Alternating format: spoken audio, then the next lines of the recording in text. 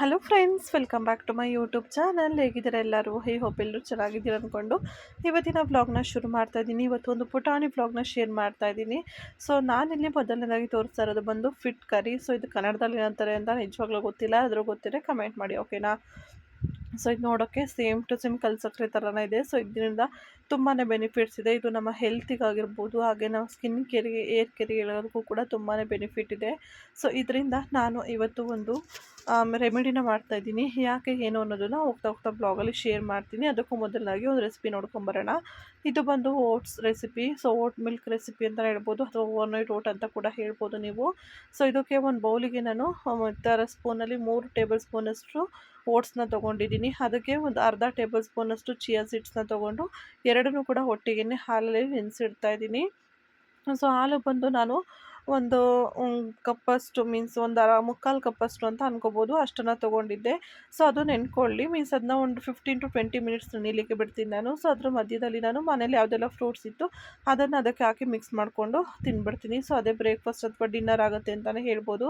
ಇವತ್ತು ಯೂಶ್ವಲಿ ನಾನಿದ್ದ ಡಿನ್ನರಿಗೆ ಮಾಡಿದ್ದೆ. ಡಿನ್ನರ್ಗೆ ಹಸ್ಬೆಂಡ್ ಬರಲ್ಲ, ಲೇಟ್ ಆಗುತ್ತೆ ಅಂತ ಹೇಳಿದರು, ಊಟ ಬೇಡ ಅಂತ. ಹಾಗಾಗಿ ಮತ್ತೊಬ್ಳಿಗೆ ಇನ್ನೇನು ಮಾಡೋದು, ಏನಿವೆ ಮನೇಲಿ ಎಲ್ಲ ಥರ ಫ್ರೂಟ್ಸ್ ಇತ್ತಲ್ವ. ಸೊ ಅದರಲ್ಲಿ ಕೆಲವೊಂದು ಫ್ರೂಟ್ಸ್ನ ಯೂಸ್ ಮಾಡ್ಬೋದು, ಕೆಲವೊಂದು ಯೂಸ್ ಮಾಡೋಂಗಿಲ್ಲ. ಸೊ ಹಾಗಾಗೇ ಇರಲಿ ಅಂತ ಅಂದ್ಬಿಟ್ಟು ನಾನು, ಮೀನ್ಸ್ ಅಂತಂದರೆ ಇವಾಗ ನೀವು ಸಪೋಟ ಇರಬಹುದು, ಸೊ ಅದನ್ನೆಲ್ಲ ಇದಕ್ಕೆ ಯೂಸ್ ಮಾಡಿದರೆ ಚೆನ್ನಾಗಿರಲ್ಲ ಅಲ್ವಾ.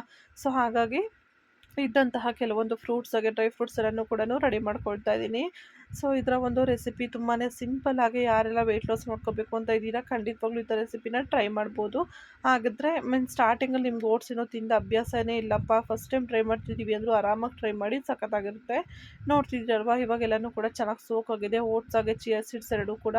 ಸೊ ಇವಾಗ ಎರಡನ್ನೂ ಕೂಡ ಬೌಲ್ ತೆಗೆದುಬಿಟ್ಟು ಅದಕ್ಕೆ ಮಿಕ್ಸ್ ಫ್ರೂಟ್ಸ್ ಎಲ್ಲನೂ ಕೂಡ ಹಾಕಿ ಮೊದಲು ಒಂದ್ಸಲ ಚೆನ್ನಾಗಿ ಮಿಕ್ಸ್ ಮಾಡ್ಕೊಳ್ತೀನಿ. ಸೊ ಇದಿಷ್ಟನ್ನು ಮಾಡಿದೆ ಅವ್ರ ಪ್ರಕಾರ ಆ ಒಂದು ಮೀನ್ಸ್ ಅಂದರೆ ನೀವು ಇದನ್ನು ಎಷ್ಟು ಮಾಡ್ತಾ ಹೋಗ್ತಿರೋ ಚೆನ್ನಾಗಿ ಮಿಕ್ಸ್ ಮಾಡಿದಷ್ಟು ಟೇಸ್ಟು ತುಂಬಾ ಚೆನ್ನಾಗಿ ಬರುತ್ತೆ ಅಂತಲೇ ಹೇಳ್ಬೋದು. ಇವಾಗ ಇದಕ್ಕೆ ನೀವು ಡ್ರೈ ಫ್ರೂಟ್ಸ್ ಎಲ್ಲನೂ ಹಾಕಿದಾಗ ಇನ್ನೂ ರುಚಿ ಹೆಚ್ಚುತ್ತೆ ಅಂತಲೇ ಹೇಳ್ಬೋದು. ಸೊ ನಾನಿಲ್ಲಿರುವಂತಹ ಇಷ್ಟು ಫ್ರೂಟ್ಸ್ ಅಥವಾ ಡ್ರೈ ಫ್ರೂಟ್ಸ್ನ ಹಾಕಿದ್ದೀನಿ.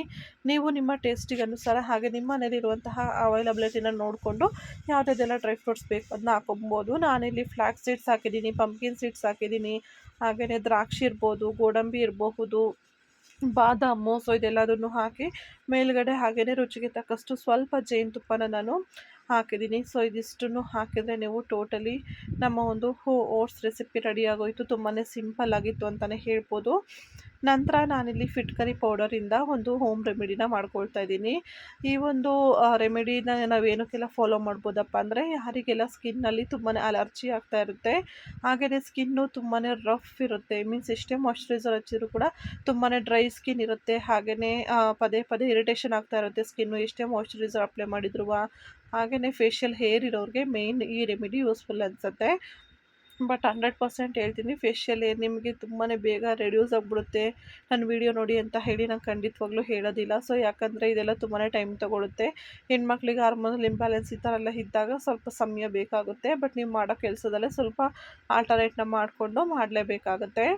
ಸೊ ಎವ್ರಿಡೇ ನೀವು ಇದನ್ನು ನಿಮ್ಮ ಸ್ಕಿನ್ ಮೇಲೆ ನೈಟ್ ಸ್ಕಿನ್ ಕೇರ್ ರೂಟೀನಲ್ಲಿ ಅಪ್ಲೈ ಮಾಡ್ತಾ ಬಂದಷ್ಟು ಕೂಡ ನಿಮಗಿರುವಂತಹ ಫೇಶಿಯಲ್ ಏರ್ಸ್ ರೆಡ್ಯೂಸ್ ಆಗ್ತಾ ಬರುತ್ತೆ.